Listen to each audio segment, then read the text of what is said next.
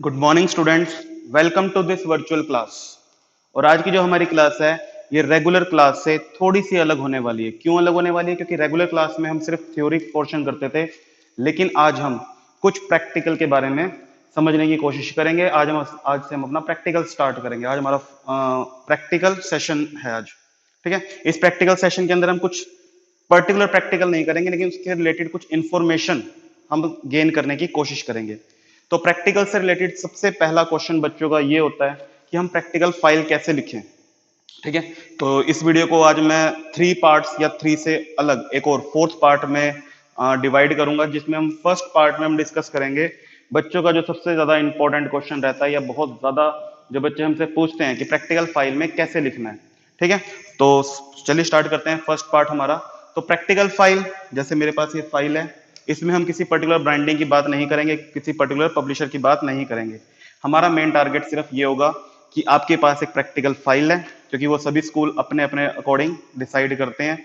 बच्चे publisher book shop पे जाते हैं और वो अपने स्कूल का नाम बताते हैं और उनको जो बुक शॉप वाला है प्रैक्टिकल नोटबुक दे देता है। तो आपको वहां पर ये नहीं समझना कि इस पर्टिकुलर ब्रांड की लेनी है या इस पर्टिकुलर पब्लिशर की लेनी है। हम सिर्फ यहाँ पर ये बात करेंगे कि अगर आपके पास एक फाइल है तो आपने उसमें लिखना कैसे है। जैसे सपोज करो मेरे पास ये फाइल है, इस फाइल के अंदर आपके पास पहले क्या होंगे, आपके पास एक्सपेरिमेंट लिखे हुए होंगे। जैसे यहाँ पर ये एक्सपेरिमेंट लिखे हुए हैं आपके। ठीक है, सिर्फ मैंने एग्जांपल्स के लिए लिए आपके सामने। तो सपोज करो आपके पास ये इस तरह से फाइल है, इसमें क्या लिखा होता है, एक्सपेरिमेंट लिखे होते हैं, एक्सपेरिमेंट। ठीक है, तो ये एक एक्सपेरिमेंट है यहां से लेके यहां तक, वाइवा वॉइस के क्वेश्चन से ऊपर। ये क्या है, कंप्लीट एक फर्स्ट एक्सपेरिमेंट को शो कर रहा है। तो आपने क्या करना होता है, इसी को लिखना होता है। तो कहां लिखना होता है, इसी फाइल के पीछे आपके पास पेजेस होते हैं। जैसे सपोज करो आपके पास ये पेजेस हैं। एक पेज आपके पास कैसा होगा, एक पेज आपके पास होगा बिल्कुल प्लेन पेज, और वो हमेशा हमेशा लेफ्ट साइड ही होता है, और एक साइड आपके पास होंगे लाइन वाले पेजेस। ठीक है, तो प्लेन पेजेस, लाइन वाले पेजेस। तो आपको प्लेन और लाइन पेजेस पर ही अपना एक्सपेरिमेंट लिखना होता है, जो कि आगे आपको गिवन होता है। जैसे फर्स्ट एक्सपेरिमेंट आपको यहां पर दिया हुआ है, फर्स्ट एक्सपेरिमेंट आपको यहां पर दिया हुआ है, तो इसी एक्सपेरिमेंट को आपने पीछे पेजेस पर लिखना है। ठीक है, तो अब लिखना कैसे है ये ध्यान से सुनो। तो सबसे पहले आपको एक्सपेरिमेंट को ही देखना पड़ेगा कि एक्सपेरिमेंट के अंदर आपको क्या गिवन है। तो सबसे पहले अगर आप ध्यान से देख पा रहे होंगे यहां पर, तो एक्सपेरिमेंट में आपको सबसे पहले दिया होता है एम। ठीक है, एम। तो यहां पर मैंने फर्स्ट पार्ट को लिखा हुआ है, आप यहां पे समझ सकते हो कि left side plain page, right side line page. तो प्लेन पेज पर दोनों साइड एम जरूर आएगा। ठीक है, एक बात और यहां पे नोट करनी है, प्लेन पेज पर पेंसिल से लिखना है और लाइन पेज पर पेन से लिखना है। आपने ये बात भी ध्यान रखनी है। तो सबसे पहला टारगेट क्या होता है हमारा, एम। एम आपका दोनों पेजेस पर आएगा, प्लेन पेज पर भी आएगा, लाइन पेज पर भी आएगा। ये आपने ध्यान रखना है। प्लेन पेज पर जो भी आप लिखोगे पेंसिल से लिखोगे, और लाइन पेज पर आप जो भी लिखोगे वो पेन से लिखोगे। ठीक है, कुछ बच्चे यहाँ पे गड़बड़ कर देते हैं, गड़बड़ बस वो करते हैं प्लेन पेज पर भी पेन से लिख देते हैं। तो हमें क्या करना चाहिए, प्लेन पेज पर पेंसिल से लिखना है, लाइन पेज पर पेन से लिखना है। एम दोनों साइड आएगा। फिर अब अगर इसको देख पा रहे हैं, तो इसके बाद लिखा हुआ है आपके पास apparatus use. Apparatus use means जो एक्सपेरिमेंट के अंदर अपरेटस यूज होने वाले हैं। तो ये अपरेटस यूज्ड भी दोनों साइड आते हैं, लाइन पेज पर भी प्लेन पेज पर भी। ये भी आपने ध्यान रखना है। अपरेटस यूज प्लेन पेज पर भी आएगा, लाइन पेज पर भी आएगा। प्लेन पेज पर आपने पेंसिल से लिखना है और लाइन पेज पर आपने पेन से लिखना है। उसके बाद आपके पास आता है, इसके नीचे दिया हुआ है आपके पास theory and formula used. Theory and formula used, कई बार सिर्फ थ्योरी भी लिखा होता है और कई बार सिर्फ और सिर्फ फॉर्मूला यूज भी लिखा होता है। तो आपको यह समझना है कि अगर आपके एक्सपेरिमेंट में थ्योरी और फॉर्मूला यूज्ड है, तो वो सिर्फ और सिर्फ आप लाइन पेज पर लिखोगे, पेन के साथ लिखोगे। ये बात आपने ध्यान रखनी है। और ये थ्योरी और फॉर्मूला यूज मीन्स क्या होता है कि आपको थ्योरी और फॉर्मूला यूज बहुत ही ज्यादा ब्रीफ में, हो सकता है प्रैक्टिकल के अंदर आपको बहुत ज्यादा डिटेल में दे रखा हो, तो आपको बहुत ज्यादा डिटेल में नहीं देना है। आपको सिर्फ और सिर्फ ब्रीफ के अंदर यहाँ पर एक्सप्लेन करनी होती है अपनी थ्योरी फॉर्मूला यूज। ठीक है, उसके बाद आपको यहां पर दिया हुआ है प्रोसीजर। तो प्रोसीजर भी आप कहां लिखोगे, सिर्फ और सिर्फ लाइन पेज पर लिखोगे और पेन के साथ लिखोगे। ठीक है, आपने ये बात हमेशा याद रखनी है, लाइन पेज पर जो भी लिखोगे पेन के साथ, और प्लेन पेज पर जो भी लिखोगे वो पेंसिल के साथ। तो जो प्रोसीजर पार्ट है, प्रोसीजर पार्ट भी सिर्फ और सिर्फ लाइन पेज पर ही आएगा, प्लेन पेज पर नहीं आएगा। क्लियर है? इसके बाद आपके पास आता है ऑब्जर्वेशन टेबल और कुछ कैलकुलेशन। अगर आपके पास एक्सपेरिमेंट के अंदर, वैसे तो होगा ही, अगर मान लो केमिस्ट्री है तो वहां पर कैलकुलेशन कम होता है, ऑब्जर्वेशन ज्यादा होती है, लेकिन हम बात कर रहे हैं यहाँ पे फिजिक्स की, तो फिजिक्स में ऑब्जर्वेशन भी हो सकती है, डायग्राम भी हो सकता है। अगर डायग्राम है तो टेबल भी होती है उसके अंदर, जिसके अंदर हमको डाटा लिखना होता है, और उसके अंदर कैलकुलेशन भी जरूर होगी।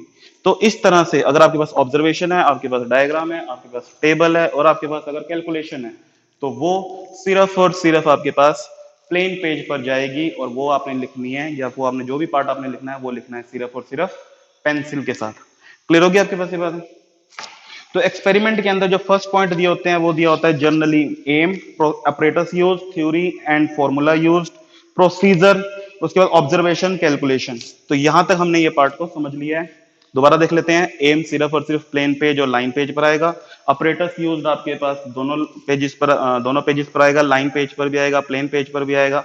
प्लेन पेज पर पेंसिल से लिखना है, लाइन पेज पर पेन से लिखना है। उसके बाद थ्योरी और फॉर्मूला यूज्ड आपके पास सिर्फ और सिर्फ लाइन पेज पर आएगा, प्रोसीजर आपके पास लाइन पेज पर आएगा, और इसके अपोजिट जो कैलकुलेशन होगी, ऑब्जर्वेशन होगी, डायग्राम और टेबल आपके पास प्लेन पेज पर आएगा।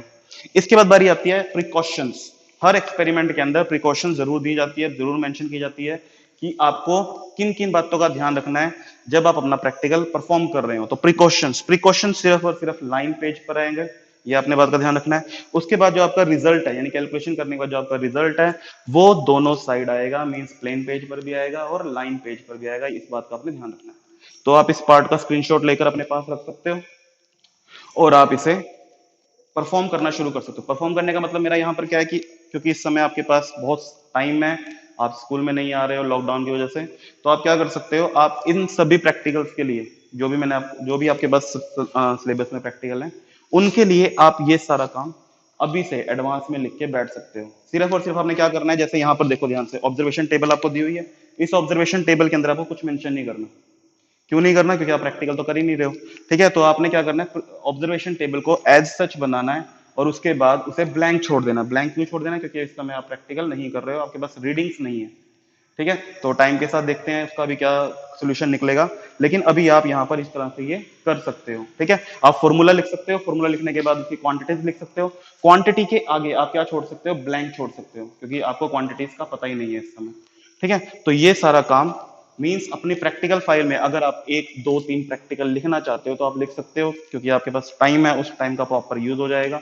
और जैसे ही सपोज करो स्कूल आपके खुलते हैं, तो आप एकदम से प्रैक्टिकल लैब में जाएंगे, वहां पे रीडिंग नोट करेंगे, सिर्फ और सिर्फ वहां पर क्या रह जाएगा आपका टारगेट, की रीडिंग को नोट करना है और अपनी कैलकुलेशन करके आपका आंसर आ जाएगा वहां पे। क्लियर है? तो इस तरह से प्रैक्टिकल सेशन के लिए जो फर्स्ट पार्ट मैंने सोचा था आपके लिए कि आपको फाइल कैसे लिखनी है, how to write in practical file, तो यहां पर आपका फर्स्ट पार्ट कंप्लीट हो जाता है। क्लियर है? दोबारा से देख लीजिए, इसका स्क्रीनशॉट ले लीजिए। Aim both side, apparatus used both side, theory formula used, procedure and precautions only on the line page, only on the right side on line page। और किससे लिखना है आपने इसको? पेन से लिखना है, पेंसिल से नहीं लिखना। लेफ्ट साइड में ऑब्जर्वेशन, डायग्राम, टेबल, कैलकुलेशन, कुछ भी पार्ट आपके पास अगर है तो वो आप कहां पे लिखोगे? प्लेन पेज पर लिखोगे with the help of pencil, और रिजल्ट आपका दोनों साइड आएगा। क्लियर है? तो और हाँ, एक बात और, अगर मान लो आप यहाँ पर फॉर्मूले को यहाँ भी लिख दो, क्योंकि आपको कैलकुलेशन करनी पड़ेगी, कैलकुलेशन करते समय यदि आप फॉर्मूला लिख देते हो तो उसमें भी कोई बहुत बड़ी प्रॉब्लम नहीं आने वाली, वो भी आपकी चल जाएगी। ठीक है, यानी कि फॉर्मूला यूज जो है कैलकुलेशन करते समय आप यूज कर सकते हो। तो ऐसा नहीं है कि आप यहीं पे कर रहे हो, यहाँ भी कर सकते हो, नहीं भी करते हो तो भी इससे कोई खास फर्क नहीं पड़ने वाला है। ठीक है, तो ये था आपका फर्स्ट पार्ट। अब बारी आती है सेकंड पार्ट। तो सेकंड पार्ट मैंने प्रैक्टिकल सेशन के लिए क्या सोचा था, मैंने आपके प्रैक्टिकल सेशन के लिए सेकंड पार्ट ये सोचा था कि मैं आपको सिंबल्स शो करूंगा। ठीक है, क्योंकि आपको सिंबल्स का पता है, लेकिन वो सिंबल्स एक्चुअली में कैसे दिखते हैं वो हम यहाँ पर डिस्कस करते हैं। फॉर एग्जांपल सबसे पहले बात आती है वायर्स की।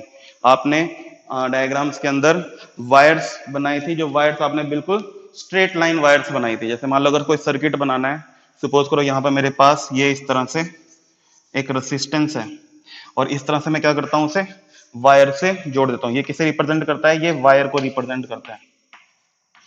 ये किसे रिप्रेजेंट करता है? वायर को। तो एक्चुअली में वायर होती कैसी है? ठीक है, जब आप लैब में जाओगे तो वायर आपको कैसे नजर आएगी? आपके पास वायर इस तरह से आपको नजर आती है। ठीक है, ये जो मेरे हाथ में इस समय आप देख पा रहे हो, ये एक प्रैक्टिकल लैब में एक वायर को रिप्रेजेंट करती है। यहाँ पर ये देखो, ये वायर है, कॉपर वायर है, ब्राउन कलर की कॉपर वायर आपको नजर आ रही होगी यहाँ पे। और इसके चारों तरफ जो इंसुलेशन होता है वो इंसुलेशन हम कैसे प्रोवाइड करते हैं? By thread. थ्रेड से इंसुलेशन हम प्रोवाइड करते हैं, क्योंकि थ्रेड को आसानी से इजीली हम यहाँ से निकाल सकते हैं जब भी हमें रिक्वायर्ड है। ठीक है, तो ये है आपके पास एक वायर। ठीक है, ये एक वायर को रिप्रेजेंट करता है। जैसे ये वायर इस तरह से यहाँ पर ऐसे शो होती है, एक्चुअली में आपको वायर इस तरह से शो होगी वहां पर। ठीक है, और ये आपको नजर आ रहा है कि ये ब्राउन कलर की है, और जो व्हाइट कलर का थ्रेड इसके चारों तरफ वाउंड किया हुआ है वो किस लिए वाउंड किया हुआ है? सिर्फ और सिर्फ इंसुलेशन प्रोवाइड करने के लिए किया हुआ है। ओके, अब ये बात सबसे इंपॉर्टेंट, रेसिस्टेंस जिसे हम जिगजैग लाइन से शो करते हैं, एक्चुअली में कैसा होता है? एक्चुअली में ये इस तरह से होता है, एक बॉक्स की फॉर्म में होता है, रेसिस्टेंस बॉक्स इसे बोला जाता है। ठीक है, इसके अंदर देखो यहाँ पे डिफरेंट डिफरेंट वैल्यूज आपके पास हैं। जैसे यहाँ पर 1 2 3 1 2 2, ये 1 2 2 क्यों है? क्योंकि यहाँ पर हम अप्रोक्सीमेटली 100 मिलियंस 100 ओम्स का, या फिर उसके आगे इनफाइनाइट भी लिखा हुआ है, 100 ओम्स तक हम यहाँ पर सेटिंग कर सकते हैं। कैसे कर सकते हैं? देखो, सबसे पहली बात ये होती है कि रेसिस्टेंस हमें रिप्रेजेंट कैसा होता है। सबसे आपको इस तरह से सर्किट डायग्राम में ऐसे आप जिगजैग की फॉर्म में रेसिस्टेंस को शो करते हो, लेकिन एक्चुअली में वो कैसा होता है? एक्चुअली में वो इस तरह से होता है। ठीक है, अब बारी आती है कि हम इसको यूज कैसे करते हैं। सपोज करो आप अपने सर्किट डायग्राम में यहाँ पर 5 ओम रेसिस्टेंस रिप्रेजेंट करते हो, तो 5 ओम रेसिस्टेंस यहाँ पर कैसे रिप्रेजेंट होगा? आप क्या करोगे? आप 5 ओम के सामने की, जैसे यहाँ पर देख, अगर आप देख पा रहे हो तो यहाँ पर 5 ओम की लिखा हुआ है, तो आप क्या करोगे? उसके सामने की जो पिन होती है, इस पिन को आप बाहर निकाल दोगे। जैसे ही आप इस पिन को बाहर निकाल लोगे, आपके सर्किट डायग्राम के अंदर 5 ओम का रेसिस्टेंस इंट्रोड्यूस हो जाएगा। ठीक है, तो यहां पर अगर आप लोग ये सोचते हो कि हमें प्रैक्टिकल लैब में इस तरह से रेसिस्टेंस मिलने वाला है, तो इस तरह से आपको रेसिस्टेंस नहीं मिलेगा। आपको रेसिस्टेंस इस तरह से मिलेगा, एक बॉक्स की फॉर्म में मिलेगा। और जो भी आप इंट्रोड्यूस करना चाहते हो, सपोज करो मैं 2 ओम का रेसिस्टेंस इंट्रोड्यूस करना चाहता हूं सर्किट के अंदर, तो मैं क्या करूंगा? 2 ओम्स की पिन को बाहर निकाल दूंगा। ठीक है, 2 ओम की। अब आप यहाँ पे देख पा रहे हो कि यहाँ पे 3 ओम की पिन नहीं है, या 7 ओम की पिन यहाँ पर नहीं है, तो हम क्या करेंगे? हम एक पिन निकाल देंगे 5 ओम की, और एक पिन निकाल देंगे 2 ओम की। तो 5 + 2 7 ओम का रेसिस्टेंस सर्किट के अंदर इंट्रोड्यूस हो जाएगा। तो और ये सारे के सारे क्या हैं? देखो यहाँ पर ध्यान से, एक वायर यहाँ से जुड़ती है, एक वायर यहाँ से जुड़ती है, टर्मिनल्स हैं एक तरह से, और इस तरह से ये सारे के सारे आपके पास जो रेसिस्टेंस है वो किसमें है? सीरीज के अंदर है। तो इस तरह से हम 7 ओम का रेसिस्टेंस अपने सर्किट डायग्राम में इंट्रोड्यूस कर सकते हैं। कैसे इंट्रोड्यूस करेंगे?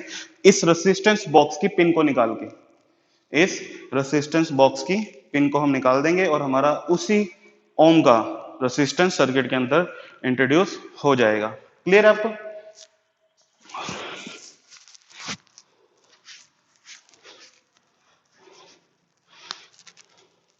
तो चलिए, हमने वायर्स को डिस्कस कर लिया है। वायर आपके पास इस तरह से है, रेसिस्टेंस हमारे पास इस तरह से है। अब बारी आती है एमीटर और वोल्टमीटर की, क्योंकि सबसे इंपॉर्टेंट पार्ट हमारे पास जो है वो एमीटर और वोल्टमीटर है। तो आपको याद होगा कि वोल्टमीटर को हम कैसे रिप्रेजेंट करते हैं। वोल्टमीटर को जस्ट हम एक सर्कल ड्रॉ करते हैं, उसके अंदर V लिखते हैं, और हमारा वोल्टमीटर बन जाता है। सिमिलरली अगर हमें एमीटर को रिप्रेजेंट करना है, तो हम एक सर्कल ड्रॉ करते हैं, उसके अंदर A लिखते हैं, या उसके आसपास लिख देते हैं A एमीटर, और हमारा एमीटर बन जाता है। लेकिन प्रैक्टिकल लैब में आपके पास एमीटर कैसा होता है, वोल्ट मीटर आपके पास कैसा होता है? तो आप ध्यान से देखिए, यहां पर ये है आपके पास एमीटर एंड वोल्ट मीटर, दोनों एक जैसे ही देखने में लगते हैं।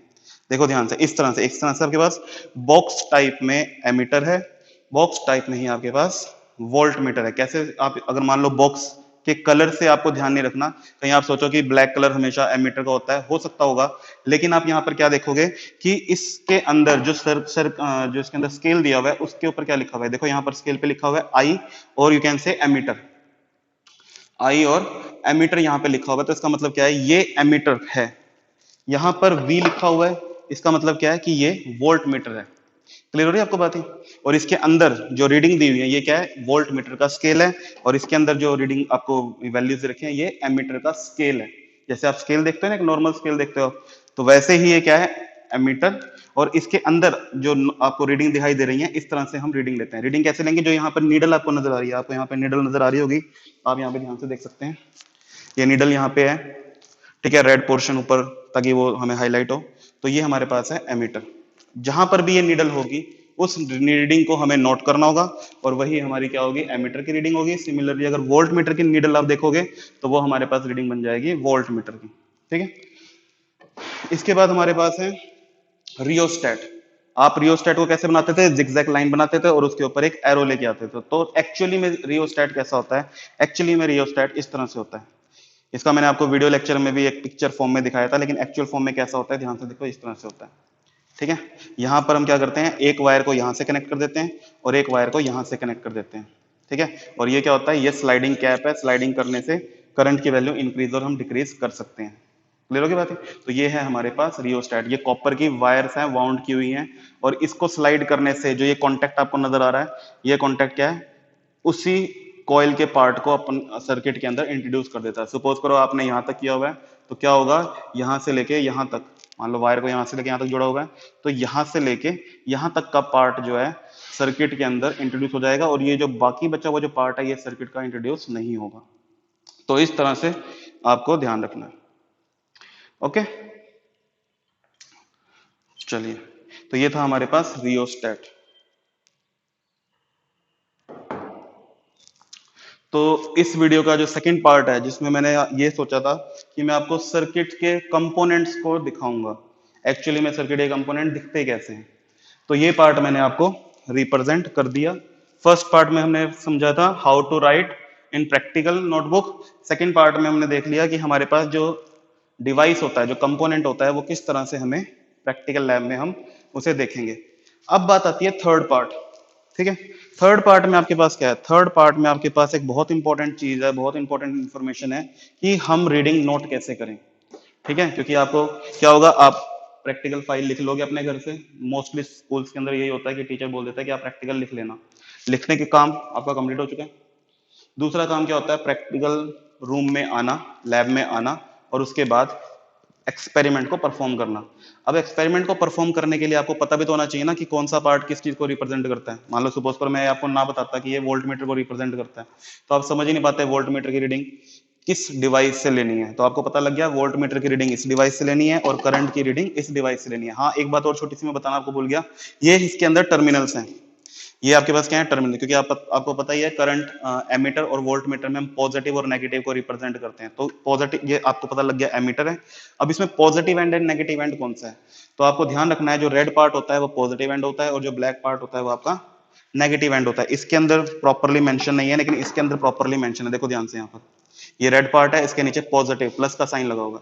ये ब्लैक पार्ट है, इसके नीचे नेगेटिव लगा होगा। यानी कि आप क्या करोगे, नेगेटिव वायर को इससे जोड़ोगे, पॉजिटिव वायर को इससे जोड़ोगे, बैटरी के। ठीक है, इस तरह से।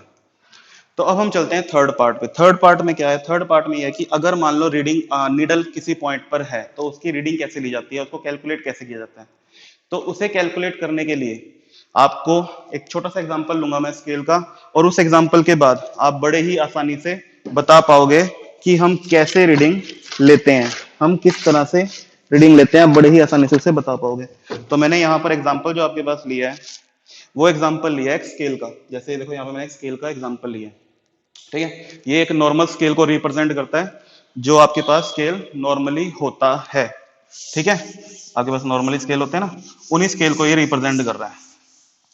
अब बात आती है कि हम रीडिंग कैसे लेते हैं, क्योंकि स्केल की रीडिंग आप लेना जानते हो, लेकिन रीडिंग ली कैसे जाती है साइंटिफिकली, जो आप ले लेते हो एकदम से, वो आप कैसे लेते हो। तो उसको समझने के लिए आपको समझना पड़ेगा लीस्ट काउंट। लीस्ट काउंट क्या होता है? ठीक है, तो लीस्ट काउंट क्या होता है? लीस्ट काउंट हमारा सबसे उस स्केल की यानी कि उस जो हमारे पास स्केल दिया हुआ है उसकी सबसे छोटी रीडिंग को बोलते हैं। ठीक है, तो आपको किसी भी डिवाइस की, किसी भी पार्ट की आपको लीस्ट काउंट कैलकुलेट करनी आनी चाहिए। तो अब लीस्ट काउंट कैसे कैलकुलेट करते हैं, ध्यान से सुनो। लीस्ट काउंट के लिए आप क्या करोगे, आप एक फॉर्मूले को यूज करोगे। उस फॉर्मूले में क्या होगा, सबसे पहले जीरो से लेके सबसे पहली रीडिंग जो होगी आप वो लिखोगे। अब यहां पर जीरो से लेके फर्स्ट रीडिंग हमारे पास क्या है, 1। ठीक है, हमारे पास जीरो के बाद जो फर्स्ट रीडिंग है वो क्या है, 1 है। उसके बाद हमने क्या करना है, इसे इस 1 को डिवाइड करना है। अब इस 1 को डिवाइड किससे करना है, इस 1 को हम डिवाइड करेंगे सब डिवीजन से, सब डिवीजन से। अब सब डिवीजन क्या होती है? सब डिवीजन होती है 0 और 1 के बीच में, जो ये डिवीजन आपको नजर आ रही है इनको। तो ये 0 से 1 के बीच में सब डिवीजन कितनी है, 10 है। ये 10 कैसे, ध्यान से देखो, 1 2 3 4 5 6 7 8 9 10। तो 0 से लेकर 1 तक जो फर्स्ट रीडिंग थी वो आपके पास आएगी ऊपर, और उसके बीच में जो सब डिवीजन है वो आप लिखोगे नीचे, यानी कि लीस्ट काउंट की वैल्यू आपके पास क्या आ जाएगी, लीस्ट काउंट की वैल्यू आपके पास आएगी 1/10 इज इक्वल टू 0.1। 0.1। अब अगर आप इसकी यूनिट देना चाहते हो, सपोज करो यहाँ पर हम इसको सेंटीमीटर स्केल में काउंट कर रहे हैं, तो इसकी इस स्केल की लीस्ट काउंट कितनी हो जाएगी, 0.1 सेंटीमीटर। क्या हो जाएगी आपके पास, 0.1 सेंटीमीटर। ठीक है, तो लीस्ट काउंट कैलकुलेट करनी आनी बहुत जरूरी है। जिस भी स्केल की, यानी जैसे यहाँ पर आपके पास एमीटर है, तो एमीटर स्केल है, तो एमीटर स्केल की आपको लीस्ट काउंट कैलकुलेट करनी बहुत जरूरी है। अगर किसी को लीस्ट काउंट कैलकुलेट करनी नहीं आती है तो उसकी कैलकुलेशन हमेशा हमेशा रॉन्ग रहने वाली है, आपको ये समझना पड़ेगा। तो सबसे पहले आपको लीस्ट काउंट कैलकुलेट करनी आनी बहुत जरूरी है। तो जैसे हमारे पास यहाँ पर एमीटर है, एमीटर की देखो फर्स्ट रीडिंग 0 से लेकर, यानी कि फर्स्ट रीडिंग तो 0 ही होती है, फर्स्ट के बाद जो रीडिंग आ रही है, यानी कि 0 के बाद जो रीडिंग आ रही है वो कितनी आ रही है, 0.25। 0.25 है ना, तो लीस्ट काउंट कैलकुलेट करने के लिए एलसी का मतलब क्या होता है, least count. Least count calculate करने के लिए क्या करोगे आप, सबसे पहले फर्स्ट रीडिंग यानी कि 0.5 को ऊपर रखोगे, उसके बाद आती है उसकी डिवीजन। तो डिवीजन भी कितनी है, 10 है। यहाँ पर ध्यान से देखो 1 2 3 4 5 6 7 8 9 10, तो 10। तो लीस्ट काउंट ऑफ एमीटर आपका पास कितना बन जाएगा, 0.25 आपके पास लीस्ट काउंट आ जाएगा एमीटर का। ओके, इसी तरह से जब हम बात करेंगे वोल्ट मीटर, देखो यहाँ पे वी लिखा हुआ है वोल्ट मीटर, तो वोल्ट मीटर की यहाँ पर जब हम लीस्ट काउंट की बात करेंगे एलसी, तो वोल्ट मीटर की लीस्ट काउंट कितनी आएगी आपके पास, ध्यान से देखो 0 के बाद फर्स्ट रीडिंग जो आपके पास है, 0 के बाद फर्स्ट रीडिंग आपके पास क्या है, 0.5। उसके बाद आपको सब डिवीजन से डिवाइड करना है। तो कितने सब डिवीजन बनते हैं हमारे पास, टोटल अगेन 10 बनती है, 1 2 3 4 5 6 7 8 9 10। तो आप इसे 10 से डिवाइड कर दोगे, और 10 से डिवाइड करने पर आपके पास वोल्ट मीटर की लिस्ट काउंट वैल्यू आएगी 0.05। और जो भी आपको वैल्यू की यूनिट दे रखी है वो यूनिट आप यहाँ पे लिख दोगे। तो इसका मतलब क्या है कि अगर आपको किसी भी स्केल की रीडिंग लेनी है, सबसे पहले आपको उसकी लीस्ट काउंट कैलकुलेट करनी आनी जरूरी है। लीस्ट काउंट कैसे कैलकुलेट होती है, फर्स्ट रीडिंग 0 के बाद फर्स्ट रीडिंग डिवाइडेड बाय उनके बीच में जो सब डिविजन्स हैं उसको आप उनको डिवाइड कर दोगे। तो यहाँ पर 1/10 0.1 सेंटीमीटर यहाँ पर आ गया था, यानी कि 0.1 सेंटीमीटर क्या है, least count of this scale है, ये जो गिवन स्केल हमारे पास है इसका। अब यहाँ पर आपके पास लिस्ट काउंट की वैल्यू है 0.025, यानी कि जो 0.025 है ये लिस्ट काउंट की वैल्यू है एमीटर की, और इसी तरह से 0.05 ये हमारे पास वैल्यू है वोल्ट मीटर की। अब बारी आती है लिस्ट काउंट से हम कैलकुलेशन कैसे करते हैं, रीडिंग कैसे लेते हैं। फॉर एग्जाम्पल आपके पास एक लेंथ है, सपोज करो आपके पास ये चौक ही एक तरह से, और इस चौक को हम यहां से लेके यहां तक शो कर रहे हैं, इसकी लेंथ ये है। तो हम इस लेंथ को कैसे कैलकुलेट करते हैं, आपको पता है कि हम एक एंड पे 0 को लगते हैं और दूसरे एंड के अकॉर्डिंग लेंथ को फाइंड आउट कर लेते हैं। तो हम यहाँ पर 0, इसकी अगर हम लेंथ की बात करें तो हम यहाँ पर क्या बोलेंगे, सीधा बोल देंगे 1.5 है, 1.5 सेंटीमीटर है इस स्केल की लेंथ क्या बन जाएगी इस स्केल की, 1.5। लेकिन अब बात ये आती है कि 1.5 जो आपको एकदम से आपने बता दिया, ये आई कैसे, ये आई है लीस्ट काउंट का यूज करके। कैसे लीस्ट काउंट का यूज किया आपने, यहां पर इस स्केल की लीस्ट काउंट वैल्यू कितनी थी, 0.1। लीस्ट काउंट की वैल्यू यहां पर क्या थी, 0.1 सेंटीमीटर। और यहां से लेके यहां तक जो सब डिवीजन है, यानी कि वैल्यूज निकालने के लिए आपको क्या करना पड़ता है, वैल्यूज निकालने के लिए आपको लीस्ट काउंट को total number of sub division से मल्टीप्लाई करना पड़ता है। तो यहाँ पर लिस्ट काउंट की वैल्यू हमारे पास क्या थी, यानी क्या बन जाएगा इसका एक्चुअल वैल्यू अगर आपको निकालनी है तो list count into total sub division, total sub division. तो टोटल सब डिवीजन यहां से लेके यहां तक, यानी कंप्लीट लेंथ तक कितने बन रहे हैं आपके, देखो ध्यान से, यहां से यहां तक 0 से लेके 1 तक 10 है, और 1 के बाद इस लेंथ तक कितने हैं, 5 हैं। तो टोटल सब डिवीजन आपके पास कितने हो गए, 15। तो हम क्या करेंगे, लिस्ट काउंट 0.1 इंटू 15, तो 0.1 इंटू 15 बन गया हमारे पास 1.5 सेंटीमीटर। तो जो वैल्यू स्केल से जो वैल्यू आप सीधा निकाल पा रहे थे 1.5 सेंटीमीटर, आपको समझना पड़ेगा ये 1.5 सेंटीमीटर आती कैसे है, कैसे आती है, least count into total number of subdivision up to that length, up to that length. तो यहां से आपके पास क्या आ जाती है, आपके पास लेंथ आ जाती है। ठीक है, तो इसी तरह से अगर मान लो बात करते हैं हम अपने एमीटर और वोल्ट मीटर की, तो एमीटर और वोल्ट मीटर, तो ये था मेरे पास मेरा एमीटर। तो आपको रीडिंग कैसे लेनी है ध्यान से देखना है। आपको देखना है ये नीडल, ये जो नीडल है ये किस पॉइंट पर कोइंसाइड कर रही है। देखो यहाँ पर सपोज करो आपके पास ये है एमीटर की रीडिंग, इसको आपने कैलकुलेट करना है। तो कैलकुलेट कैसे होगा, सबसे पहले आपको क्या चाहिए, उसका लीस्ट काउंट चाहिए। आपको क्या चाहिए, least count into total sub division, into total sub division, total sub division. तो यहां पर आपके पास लीस्ट काउंट वैल्यू क्या है, यहां पर 0.025 है, 0.025। उसके बाद हमें क्या करना है, total number of sub division से इसे मल्टीप्लाई करना है। तो यहां पर आपको पता है 0 से लेके 0.25 तक सब डिवीजन कितनी थी, 10 थी। अब 10 के बाद इस रीडिंग तक कितनी सब डिवीजन बन गई हमारे पास, 1 2 3 यानी कि 13। तो हमें क्या करना पड़ेगा, इस एमीटर की वैल्यू को निकालने के लिए 0.025 जो कि लीस्ट काउंट था, इसे 13 से मल्टीप्लाई करना पड़ेगा, 13 से मल्टीप्लाई करना पड़ेगा। तो अब आपको क्या करना है, सिर्फ इसे 13 से मल्टीप्लाई करना है। तो 13 5 जा 65 और 13 2 जा 26 और 6 यानी 3 2।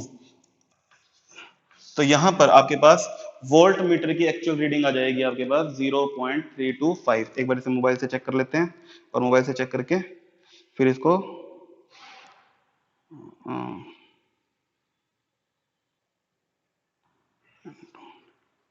ठीक है। तो इस तरह से आपके पास ये रीडिंग आ गई है एमीटर की, ये रीडिंग किसकी आ गई आपके पास, एमीटर की। सिमिलरली हम क्या करेंगे, वोल्ट मीटर की रीडिंग भी यहां से ले सकते हैं। तो वोल्ट मीटर की रीडिंग भी बिल्कुल सेम टू सेम हमारे पास यहाँ पे क्या रहेगी, लीस्ट काउंट से मल्टीप्लाई करना है। लीस्ट काउंट हमारे पास है 0.05 into total number of sub division. तो आपको पता है 0 से लेके 0.5 तक सब डिवीजन हमारे पास कितनी थी, 10, और 10 के बाद यहाँ पर 3 और ऐड हो गई यानी कि 13। तो हम क्या करेंगे, 13 से मल्टीप्लाई कर देंगे, हम क्या करेंगे 13 से मल्टीप्लाई कर देंगे। तो हमारे पास इसे सॉल्व करके आ जाएगा 0.65 यानी कि ये 0.65 वोल्ट हमारे पास है वोल्ट मीटर की रीडिंग, और 0.325 हमारे एम्पियर हमारे पास है हमारी एमीटर की रीडिंग। तो इस तरह से हमें रीडिंग लेनी होती है। तो यहां तक हमने तीसरे पार्ट को भी कंप्लीट कर लिया इस वीडियो सेशन का, इस प्रैक्टिकल के वीडियो सेशन का। मैंने जो 3 पार्ट सोचे थे वो तीनों पार्ट यहाँ पर कंप्लीट हो गए हैं। फर्स्ट पार्ट मैंने सोचा था कि मैं आपको बताऊंगा कि प्रैक्टिकल फाइल कैसे लिखनी है, तो वो मैं आपको बता चुका हूँ, आपको पता लग चुका है, अपना स्क्रीनशॉट इसका लिया हुआ है। एम दोनों साइड आएगा, बोथ साइड आएगा, लाइन पेज पर भी, प्लेन पेज पर भी। प्लेन पेज पर आपने पेंसिल से लिखना है, लाइन पेज पर आपने पेन से लिखना है। Apparatus used, observation, diagram, table, calculation सिर्फ लाइन पेज, प्लेन पेज पर। Theory, formula use, procedure, precaution सिर्फ और सिर्फ लाइन पेज पर, और रिजल्ट आपका दोनों पेजेस पर आएगा। तो फर्स्ट पार्ट में सिर्फ इतना था। सेकंड पार्ट में मैंने सिर्फ सोचा था कि मैं आपको ये सिंबल्स रिप्रेजेंट करूंगा, तो सिंबल्स मैंने आपको रिप्रेजेंट कर दिए हैं। थर्ड पार्ट में मैंने सोचा था कि मैं आपको how to take readings from ammeter and voltmeter ये आपको बताऊंगा, तो ये भी मैं आपको यहाँ पर बता चुका हूँ। तो रीडिंग लेने के लिए क्या करना पड़ता है, आपको लीस्ट काउंट को total number of sub division से मल्टीप्लाई करना पड़ता है। लीस्ट काउंट कैसे लेते हैं ये भी मैंने आपको बता दिया है। 0 से लेके फर्स्ट रीडिंग जो भी आपके पास आई है वो डिवाइडेड बाय सब डिवीजन, ठीक है। और यहाँ पर जब वैल्यू लेनी होती है तो least count into total number of sub division. तो आपने ये ध्यान रखना है कि कब आपको सब डिवीजन से मल्टीप्लाई करना है और कब आपको सब डिवीजन से डिवाइड करना है, ठीक है। तो ये सब आपको ध्यान रखना है। यहाँ पर आप इसका स्क्रीनशॉट ले सकते हो ताकि आपको याद रहे प्रैक्टिकल लैब में आपको कैसे काम करना है, इस तरह से।